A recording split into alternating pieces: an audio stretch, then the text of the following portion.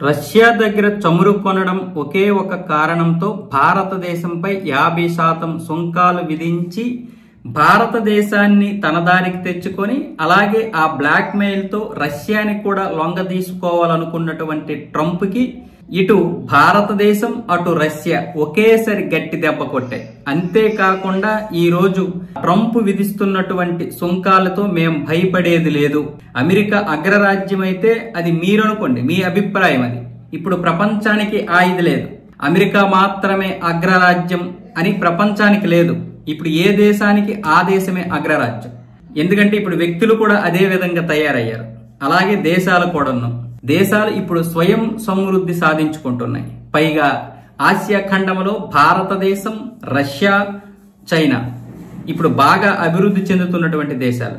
ఇక చైనా అయితే అభివృద్ధి చెందిన దేశం, రష్యా కూడా అభివృద్ధి చెందిన దేశం. మరి భారతదేశం అభివృద్ధి చెందుతూ ఉన్న దేశం. కానీ ఈరోజు జీడిపిలో 4వ స్థానం.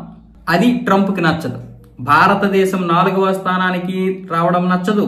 అలాగే ప్రపంచంలో 3వ సూపర్ పవర్ దేశంగా ఎదగడం కూడా ఇప్పుడు అమెరికాకి నచ్చదు.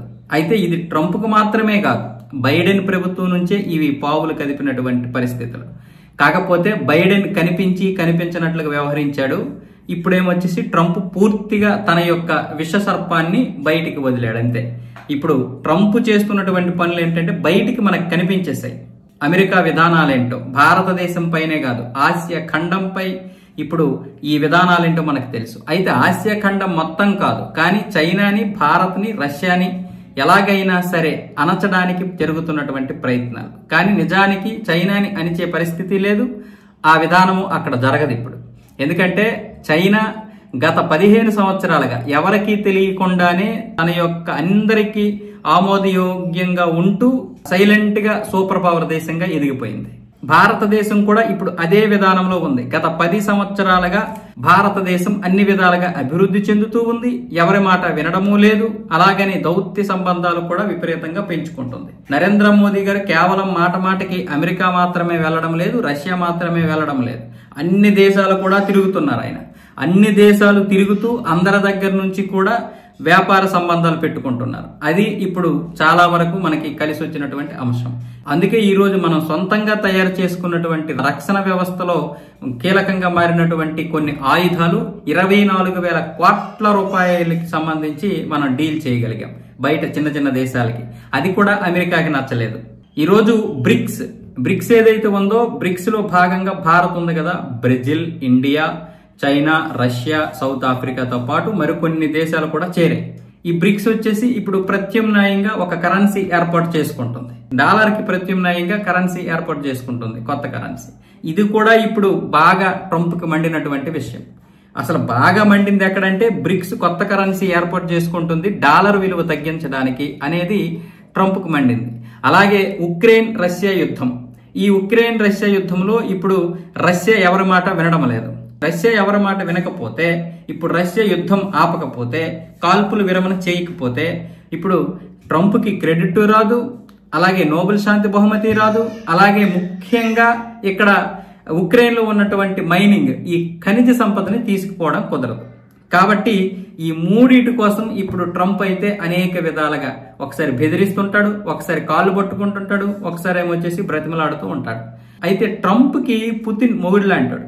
ఆ మొగుడికి ఇప్పుడు మోదీ కూడా తయారయ్యాడు. పుతిన్ ఒక మొగుడు అనుకుంటే మోదీ ఒక మొగుడులా తయారయ్యాడు. చైనా ఆల్రెడీ మొగుడులా తయారైంది. ఏంటి పరిస్థితి? వాస్తవానికి ఇప్పుడు బ్రిక్స్ కూటమి ఏదైతే ఉందో ఈ బ్రిక్స్ కూటమి కొత్త కరెన్సీ గనక తయారు చేస్తే డాలర్ విలువ ఆటోమేటిక్ గా తగ్గిపోద్దని ఒక భయం ఉంది. ఎందుకంటే ఐరోపా సమాఖ్య దేశాలన్నింటినీ కూడా ఇప్పుడు ట్రంప్ కలుపుకుంటూ పోతున్నా మన ఆసియా ఖండంలో ప్రధానమైనటువంటి భారతదేశం, చైనాలోనే తయారీ రంగం అంతా ఉంది రష్యాతో కలిపి. తయారీ రంగం ఎక్కడుంటే అక్కడే అన్ని విధాలుగా అభివృద్ధి చెందుతుంది. అమెరికా తయారీ రంగం ఏం కాదు. ఎందుకంటే అక్కడ ఉన్నటువంటి మనుషుల స్వభావం అదంతా చూస్తే తయారీ రంగం ఎంతో కొంత ఒకవేళ అమెరికాలో ఉంటే అది బయట నుండి వచ్చినటువంటి వారు చేసినటువంటి తయారీ తప్ప అది అమెరికాలో ఉన్నటువంటి వారైతే కాదు.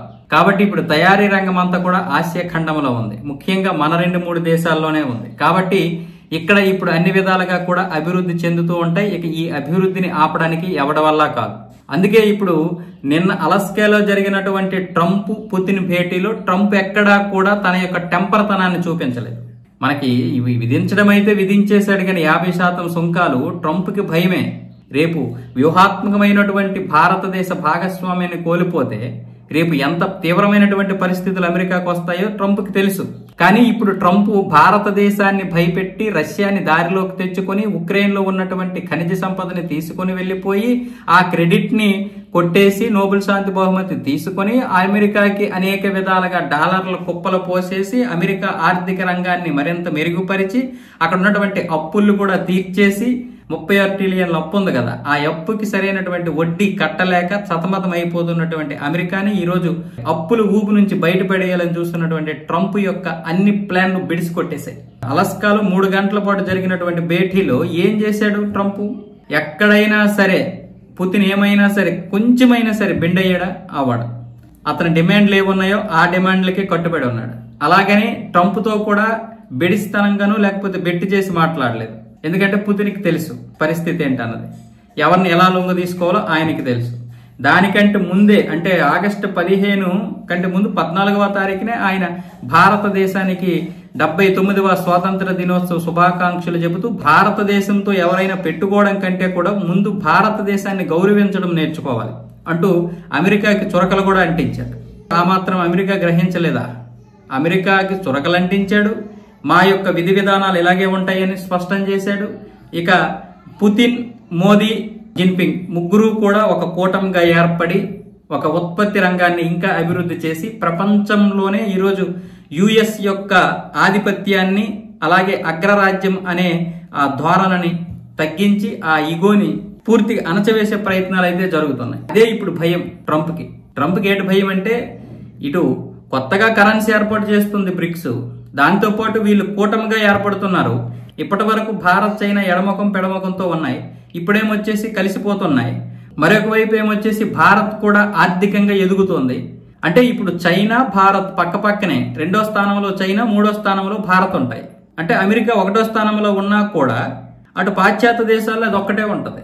కానీ ఇప్పుడు పాశ్చాత్య దేశాలు కూడా అమెరికా మాట వింటున్నట్లు ఉన్నాయి, కానీ అవి కూడా సగం సగమే వింటున్నాయి. పక్కనే ఉన్నటువంటి కెనడాతో ఇప్పుడు సంబంధాలు బాగా దెబ్బతిన్నాయి, మెక్సికోతో దెబ్బతిన్నాయి, అలాగే ఇప్పుడు పాశ్చాత్య దేశాలతో కూడా దెబ్బతిన్నాయి. దీనికి ఇప్పుడేమొచ్చేసి మనమేమొచ్చేసి బలపడుతున్నాం ఆర్థికంగా, తయారీ రంగం బలపడుతుంది. ఇప్పుడు మన దగ్గర చైనాతో పాటు ఇప్పుడు మనం కూడా సెమీ కండక్టర్లు తయారు చేస్తున్నాం. అంతేకాకుండా డిఫెన్స్ వ్యవస్థలో అనేక రకాలుగా ఇంకా ముందుకు వెళ్తున్నాం. సొంత వ్యవస్థతోనే ఈ రోజు 1,60,000 కోట్ల రూపాయలు విలువైనటువంటి రక్షణ వ్యవస్థలో ఆయుధాలు తయారు చేసుకోగలిగామంటే అది సామాన్యమైనటువంటి విషయం కాదు. 24,000 కోట్ల రూపాయలకి బయట ఎగుమతులు కూడా చేయగలిగాం. దిగుమతులు చేసుకునే స్థాయి నుంచి ఈ రోజు ఎగుమతులు చేసుకునే స్థాయికి వెళ్ళాం. తిండి గుంజలు కూడా అనుకునే పరిస్థితి నుంచి ఈ రోజు సెమీ కండక్టర్లను కూడా తయారు చేసి ఇతర దేశాలకి ఎగుమతి చేసుకునే స్థాయికి వెళ్ళాం మనం. ఈరోజు మోదీ, పుతిన్, జిన్పింగ్ కలిస్తే పరిస్థితి వేరేగా ఉంటది. ఖచ్చితంగా ఈ ట్రంప్ చేస్తున్నటువంటి విధానాల వల్ల ఖచ్చితంగా కలవడం అయితే జరుగుతుంది.